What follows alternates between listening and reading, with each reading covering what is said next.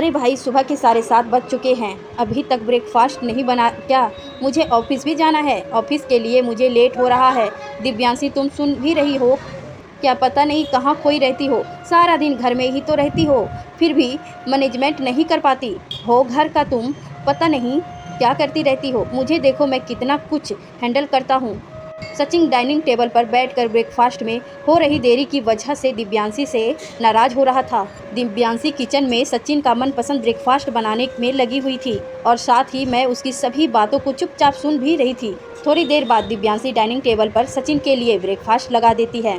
सचिन दिव्यांशी से कहता है, अरे यार, तुम मुझे बहुत लेट कर देती हो, यह तुम्हारा हर दिन का हो गया है। दिव्यांशी सचिन से कहती है, सॉरी सचिन। सचिन कहता है, अरे यार, अब तुम रोना मत शुरू कर देना। सचिन ब्रेकफास्ट खत्म करके दिव्यांशी को रात 8 बजे का ऑफिस की पार्टी के लिए अच्छे से तैयार होने के लिए कहते हुए घर से ऑफिस के लिए निकल जाता है। दिव्यांशी कुछ देर तक घर की चौखट पर सचिन को जाते हुए एक चित देखते हुए रही, फिर घर के कामों में लग गई। रात के 8 बजे ऑफिस की पार्टी के लिए दिव्यांशी अच्छी सी साड़ी पहनकर अच्छे से तैयार हो गई। शीशे में खुद को देखकर दिव्यांशी के होठों पर एक हल्की सी मुस्कान आ चुकी थी। तभी दिव्यांशी की नज़र शीशे में उसकी वकालत की डिग्री की छवि पर पड़ती है, जिसे देखकर वो मायूस हो जाती है। उसे अपने सभी सपने याद आने लग जाते हैं। तभी कमरे में सचिन दाखिल हो जाता है। सचिन को देखकर दिव्यांशी मुस्कुराती है, मगर सचिन उसकी मुस्कान को अनदेखा कर देता है और कुछ पलों के बाद सचिन दिव्यांशी के साथ अपनी गाड़ी में पार्टी में शामिल होने के लिए चल पड़ता है। पूरे सफर में दिव्यांशी अपने सपनों की दुनिया में ही खोई रहती है और मीठी सी हंसी अपने चेहरे पर बनाए रखती है। वह दूसरी ओर सचिन बार बार अपनी घड़ी में समय ही देखता रहता है और सोचता रहता है कि कहीं पार्टी में शामिल होने के लिए देरी ना हो जाए। वह दिव्यांशी के चेहरे की हंसी और उसके सपनों की दुनिया के बारे में अभी भी अजनबी ही बना हुआ था। यह सफ़र अब 2 हिस्सों में विभाजित हो गया था। पहला हिस्सा दिव्यांशी जो अपने सपनों को पूरा ना कर पाने का दुख किसी से बयान नहीं कर पा रही थी, उसे अपनी मुस्कान और हंसी के पीछे छुपाई रखती है। दूसरा हिस्सा सचिन जो अपनी नौकरी, अपने दोस्त और समाज में अपनी एक छवि बनाने के लिए अपने जीवन साथी के सपनों को पूरी तरह से भूल चुका था। सफ़र अपनी चरम सीमा पर था। ठंडी हवाओं का झोंका गाड़ी के अंदर के वातावरण को खुशनुमा बनाए रखने के लिए पूरी कोशिश कर रहा था। कुछ देर बाद दोनों पार्टी में शामिल हो गए थे। पार्टी में सचिन सभी से मिल रहा था और सभी का अपनी पत्नी दिव्यांशी से परिचय भी करवा रहा था।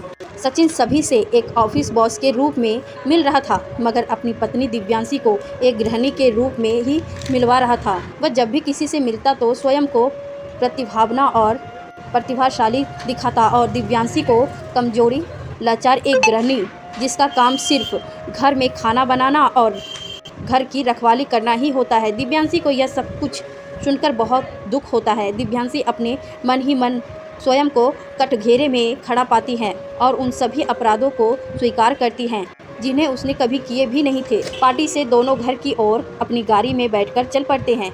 इस बार दिव्यांशी गुस्से में थी। दिव्यांशी का आत्मविश्वास आज इस पार्टी में पूरी तरह से टूट चुका था। दिव्यांशी की आंखों में आंसू बस निकलने के लिए एक बहाने की तलाश में थे। घर आकर दिव्यांशी और सचिन दोनों अपने कपड़े बदलकर कुछ समय तक टेलीविज़न देखते हैं और फिर सो जाते हैं। घर में इस प्रकार की खामोशी कोई नई चीज़ नहीं थी, मगर इस बार की खामोशी कुछ अलग थी, क्योंकि इस बार किसी के आत्मसम्मान की नीलामी शहर के बीचों बीच सभी के सामने हुई थी।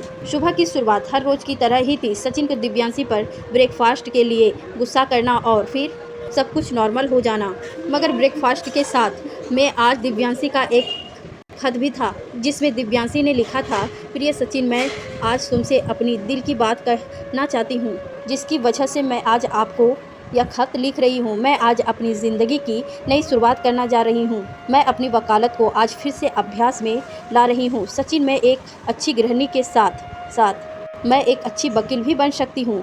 मैं तुम्हारी पत्नी हूँ, इसलिए मैं तुम्हें यह खत लिख रही हूँ। सचिन इतना पढ़कर खत को रख देता है और दिव्यांशी से कहता है, मैं तुमसे इस बारे में बाद में बात करूँगा। दिव्यांशी कहती है, सचिन, मैं अपना इरादा बना चुकी हूँ, अब मैं रुकने वाली नहीं हूँ। सचिन अचंभित रह जाता है, उसे कुछ भी समझ नहीं आ रहा था।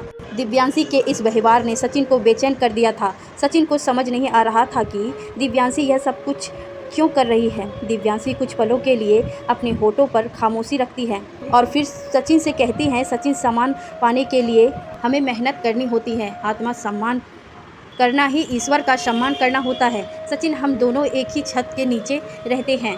तुमने मेरा अपमान नहीं बल्कि मेरा आत्मसम्मान किया है।